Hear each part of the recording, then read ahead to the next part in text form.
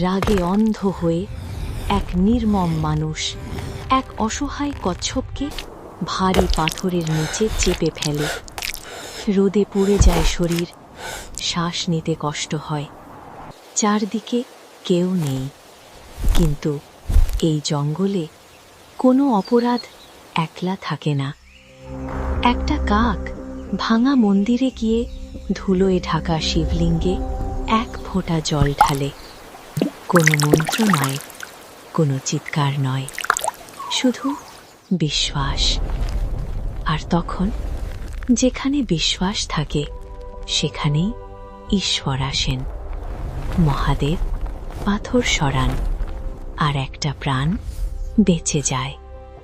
কিন্তু যদি কাকটা জল না আনতো, তাহলে কি ঈশ্বর আসতেন?